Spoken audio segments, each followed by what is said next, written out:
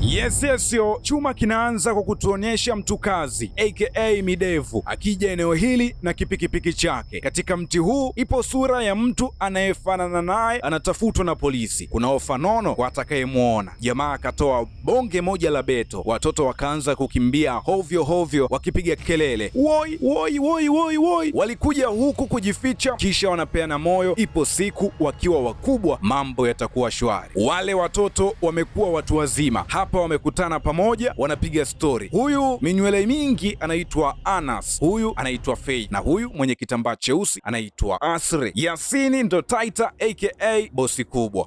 Anasema kwa siku mimi natumia hadi milioni 2.5. Yasiri katua na mabodyguard zaidi ya 10. Huyu kibonge anampanga bosi wake, anamwambia nipongeze, nimeingiza faida kinoma, yani milioni 1 sio mchezo. Oho, bosi wake anasema badala uuze bidhaa wewe umeuza truck ama gari la mizigo. Anashangaa hili linawezekana vipi? Huyu naye ameajiriwa mgahawani, kakamata hichi kitoto kwa nguvu, analazimisha kisafishe meno kwa tishu. Mtoto na baba yake wanapiga kelele. Bosi akaja anauliza vipi? Bosi, uliniambia kitu chochote kichafu nisafishe, huyu meno machafu. Bosi anamchana mchizi, wewe mjinga nini? Kuanzia leo kazi huna. Kuna mteja amekuja hapa dukani, ni mkali kinoma, anamwambia muuzaji Yasin, acha utapeli, umeniuzia shati bei kubwa, shati limeshatumika sio mpya, ulinibadilishia kihuni sio, nataka pesa yangu faster. Yasin akatimuliwa na bosi kubwa kwa kufanya janja kwenye kazi. Hawa jamaa walikuwa wanasimuliana walioyapitia. Anas anasikitika kusikia magumu waliopitia washikaji zake na bado hawajajipata. Anas anajitapa kwamba kwa sasa ana gari 4 kali, bonge la mjengo, pia nina bonge moja la biashara linaniingizia maokoto daily. Vipi, mnataka muwe matajiri kama mimi? Jamaa ndio tushachoka kupigika kitaani. Anas anasema sasa nina mchongo wa shikaji zangu, nahitaji tukapige tukio mahali, yani tukapore. Awe wahuni wakachomoa kwamba ndo kusema hili linawezekana vipi? Hatuwezi mwanangu, tunataka dili halali. Kumbe naye unapora kumbe naye kibaka Anas anamwambia nisikilizeni, anamwambia sasa nisikilizeni, mie ndio mastermind wa hii michongo. Ipo hivi, kuna bonge moja la mjengo lipo kwenye kilima fulani vya amazing. Kuna familia ilikuwa inaishi hapo kitambo, lakini wanafamilia walikufa aka kudanja, lakini inasemekana humo ndani kuna mali za kufa mtu, kuna dhahabu kama mchele, lakini hakuna aliyewahi kuzichukua hizo dhahabu sababu kuna mizimu ya kutosha aka ya kucheba. Geng la wahuni Asri, Kibonge na Yasin wanaenjoy zao muziki hapa. Anas anawauliza oya, vipi ule mchongo wenetu kutimba kule vila zilipo dhahabu, lini tunaenda? Jamaa oya babu, vipi unatukata stimu ujue kuna mchizi hapa anapendekeza wakapole kwa jamaa anaitwa Dola. Bonge anasema acheni ujinga wanangu, mmesahau Dola ni dadi yangu, yani baba yangu. Yasin anasema dadi ndio nini? Dadi ni sawa na dedi tu mwanangu, yani ashakufa nini? Bwana vipi bwana. Asri anagoma, anasema oya, mshasema huko kuna mizimu aka mapepo ya ajabu, sasa yani ni mimi kujitafutia mabalaa. Asri muoga kinoma, yani muoga kama mbwa, kutishwa kidogo tu mbio. Yasini yeye alikuwa tayari kama mbwai tu, kwani mizimu kitu gani? Yasin anasema naitwa Yasin, jina nililopewa na wazazi wangu, hakuna pepo anayeniweza. Kibonge anajikuta haogopi mizimu, eti anaitikia yes maman, yes my man, yes my man. Wakakubali kesho ni kwenda kupiga tukio no matter what, kwa sauti ya Harmonize. Leo kazi ipo. Anas alikuwa amechoka kinoma, akaja zake kupiga mbonji aka kulala, ili amesinzia kidogo tu, ndoto ya ajabu anaota, akastuka. Amkeni, pepo anamuona nje ya dirisha tena bwana. Muhuni akatoka nduki nje kwa mwanaye Yasin, kamkuta mchizi anajipigia gitaa. Stress sio vitu vyake kabisa. Anas anamuuliza Yasin, oi na itikali lakini haujalala tu, uogopi mizimu? Eneo hili ni nuksi ujue. Yasin anasema oya, unaogopa na itikali ili hali wakati ujao itakuwa ni shigide sheda, utakuwa wakati mgumu zaidi, tutaupitia. Amkeni, kumekucha tena bwana. Wahuni wapo kwenye Mandinga. Uelekeo ni mmoja tu, kusaka dhahabu kwenye ule mjengo uliopo Kilimani Villa kule. Humu ndani wanakula vibe la ngoma tu, hasa kumbe nini? Kwa mfano, vipengele uje navyo wewe tu tajiri, stress sio vitu vyao. Wahuni wamefika wakakuta kuna utepe fulani hivi getini, wanaingiaje? Wakaukata kudadadadadeki. Asri vitu vinagonga na kurudi. Amba anasema jamani, mwili unasisimka mwenzenu. Kwa nini madirisha yasijifunge mba na milango mwe? Bwana, kuna mzimu ukaonekana. Oho, jamaa wakasepa ili wakajipange waje kivingine, yaani ni mwendo wao humu tu. Mabaharia wamerejea zao maskani aka kambini. Hakuna namna, Anas ameleta ramani hapa, anasema sikilizeni, itabidi tuingie kupitia mlango huu wa mbele. Lakini Yasin anasema sikilizeni wanangu, tukifika mlango wa mbele, kabla kuingia itabidi tusalimie mizimu kwamba peace be upon you, assalamu alaikum. Amba mizimu ataitikia alaikum salam. Yasin basi tu. Yasin anamwambia Anas eti acha ufala wewe, umewahi kuona wapi unaenda kupiga tukio la kupora alafu unapitia mlango wa mbele? Acha ujinga basi mwenetu. Yasin anapendekeza wakapige tukio kwa kuingia kutokea juu ya nyumba, yani waingie kama Spiderman. Amba ila Yasin kajikuta kontawa, ngoja akutane na Zombie and Zombinho. Wahuni wamekuja kwa mara nyingine tena.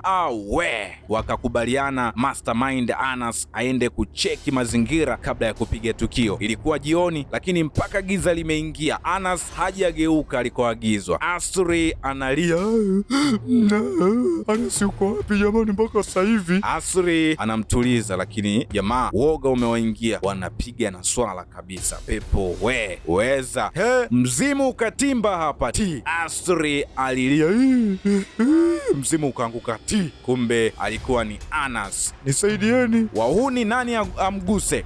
Kumbe Anas alivaa vile kipepo kimizimu ili kule ndani mizimu mingine ione kumbe familia. Kwa nini kafanya hivi? Tutajua vizuri mbeleni, tuendelee kujifukiza bwana we. Si ukatokea mzimu wenyewe kubwa la maadui. Leo kazi ipo. Unaambiwa mzimu unatoa harufu kama maiti. Jamaa wakachimba aka kusepa kudadadadadade kiherehere aka kihede mswede. Kilipotea. Picha ndo kwanza linaanza hapa rasmi. Hii ni Damari Cup. Usisahau kusubscribe, kulike, kucomment na kushare. Yes, namba yangu pia ya mawasiliano yangu ya WhatsApp nitakuwekea mwisho wa hii story. Amba nyamilelesa. Baada ya kushindwa day 2, Anas akaona isiwe case, kawapakia kwenye gari gang lake, lakini jamaa hawajui ni wapi wanaelekea. Mchizi anasema mskonde, tunaelekea kwa mtaalam ili tukaingie kwa urahisi pale Villa Hill. Kilima cha villa hicho, maana bila kinga hatutoboy. Huyo mtaalam anaitwa Raja Dukun. Mtaalam amewakaribisha humu ndani. Wewe unaitwa nani? Asri. Aya, tusomee sura. Asura. Jamaa akasoma. Wewe? Naitwa Anas. Haya, ipige. Naye akaipiga fresh ile mbaya. Nachoka baba yenu. Mtaalam Raja Dukin anauliza, lengo lenu la kuja hapa ni lipi? Anas anasema hakuna kingine zaidi ya utajiri. Mtaalam Raja Dukin. Sasa mtaalam anauliza, mpo tayari kubeti? Asri na Kibonge wanashangaa tena. Maswala ya kubeti, maswala ya kuweka mikeka na utajiri, wapi na wapi? Ulisikia wapi? Anas anasema sisi tunataka kinga kwenda kupora pale Villa Hill. Mtaalamu akasema unasema? Raja Dukin anasema acheni ufala nyie. Anasema fanyeni kazi halali nyie vijana, vipi mnataka shortcut? Wahuni wamekuja na mtaalamu, maana walimwambia Raja Dukin utajiri wa dhahabu zilizopo humu ndani. Mtaalamu akaona yeye mwenyewe utajiri anautaka, so wamekubaliana watagawana, kila mtu apate kitu. Mambo ya kufakamia vinywaji bila kuuliza, kilichowakuta ni kunywa mkojo wa punda, kichefuchefu tu. Mtaalamu anawaambia eneo hili halitaki kelele hata kidogo, hivyo utulivu ni muhimu sana mahali hapa. Mtaalamu akajitosa kuingia humu ndani ili atengeneze mazingira kabla ya kikosi kazi kuingia kwa kazi maalum. Hii inaitwa mtafute wa kucheza naye. Mlango ukajifunga huo amba. Mtaalam Raja Dukin anaamuru pepo au mzimu wowote uliopo ndani ya nyumba hii ujitokeze haraka popote ulipo, hata kama ni kwenye mtungi.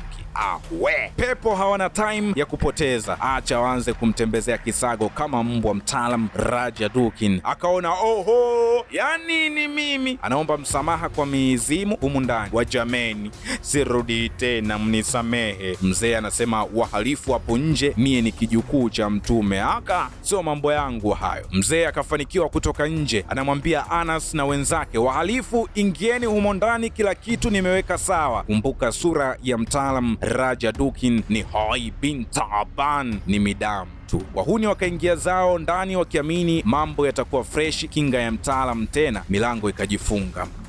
Bonge akaanza kuwaita, jameni, njoni njoni. Kumbe Bonge ameona friji lina vitu. Jamaa walidhani dhahabu wameziona mapema. Kumbuka mwenetu Asri, yeye ni mwoga kuliko wote hapa, ni kulia tu. Yasin akakutana uso kwa uso na mizimu, ndio hawa walikuwa wamiliki wa nyumba hii, hiyo mizimu. Yasin alifungua mlango chumba hichi live, anakutana na hili pepo tena bwana. Woi, pepo linacheza tu, sankoro twende sankoro kama Ronaldo bwana we. Mzimu ukatoka humo chumbani. Mzimu unasema leo hamtoboi, hatoki mtu hapa. Mzimu haucheki na kima kudadadadadade, ukisogea nchale, ukiinama nchale. Sasa itakuwaje? Wahuni walidata, wanazunguka na mizimu nao na wafata mpaka anashangaa nini hichi, na ukaunga tela kudadadadadadadeki. Yasin na wenzake ilibidi wavizie huu mzimu. Kilichofuata ni kutwanga mpaka uchanganyikiwe. Yasin alikuja kuhakikisha kama mzimu umekufa. Yasin anasema oya, haina noma, hapa tunaweza kuendelea kusaka mali. Ili uamke huu mzimu, basi utahitaji saa 1 na dakika 26. Sisi tutakuwa tushachimba. Wahuni walikuja eneo hili, wanaona kuna mifupa ya mtu aliyekufa, lakini kuna vito vya thamani kama vyote, mikufu ya kutosha aka ya kucheba. Wakajua utajiri ndio huu sasa. Cha kushangaza, wanaona bracelet ya mshikaji wao Anas hapa kwenye hii mifupa. Jamaa wanasema oya, Anas alishakufa kitambo. Bonge alikuwa anapewa michapo kuhusu hiyo bracelet hapa. Bonge akaona ngoja acheki ile selfie waliowahi kupiga pamoja ili athibitishe. Cha kushangaza, wanagundua katika ile picha Anas haonekani, ili hali walipiga pamoja. Jamaa wanasema kumbe mwenetu huyu ni mzimu.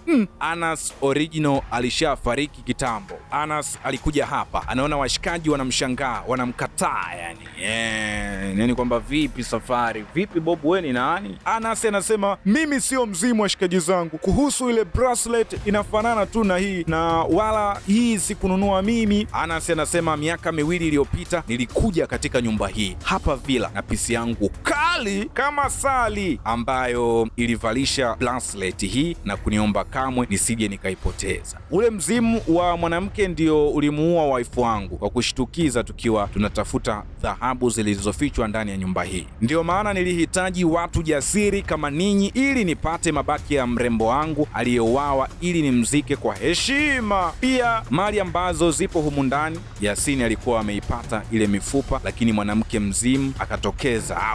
Ilibidi akimbie ili ajiokoe na kuacha tena mabaki ya mifupa ya mrembo wake. Inauma bati, itabidi uzoee. Yule mzimu mwanamke alikuwa hacheki na mtu, kawakamata hawa jamaa wakiwa hapa mlangoni. Anasema leo hatoki mtu na kifo chenu kitakuwa kama cha wamiliki wa nyumba hii walivyokufa. Mzimu huu unasema uliajiriwa hapa kama mfanyakazi wa kazi za ndani, lakini wamiliki wa nyumba hii walimtesa sana. Ilibidi afanye maamuzi magumu ya kuwamaliza mmoja baada ya mwingine, yani sako kwa bako. Jamaa walijitetea na kumvuruga huu mzimu. Hatimaye wakafanikiwa kufungua mlango na kutoka nje wakiwa salama. Hawaamini kilichotokea. Unaambiwa Anas akafanikiwa kutoka na mifupa ya marehemu mke wake aliyempenda kwa dhati. Furaha aliyoipata Anas, aliwaachia jamaa gari waliloenda nalo siku ile ya mtaalam na kwenda kwenye tukio nalo. Wakati jamaa wanasepa kuendelea na maisha yao, kumbe waliziona zile mali na kuzibeba dhahabu pasipo Anas kujua, ambazo zilikuwa zimefichwa mle ndani kwa miaka kadhaa. Ikabidi wasimamishe gari ili wagawane. Ile wanagawana, mzimu kawatokea. Jamaa walidhani wamepata, kumbe wamepatikana. Mzimu unasema hapa hakitoki kitu. Movie imeisha kwa namna hiyo. Umejifunza nini? Niambie kwenye comment. Lakini kwa wale ambao wanahitaji mawasiliano yangu ya WhatsApp ni 0766551817 0766551817. Napatikana Rock City Mwanza kwa sasa. Tukutane kwenye movie nyingine kali zaidi. Kama una tangazo unahitaji tutangaze na biashara yako, unaweza ukaitumia pia hiyo namba. Amba ya milele ni cheki.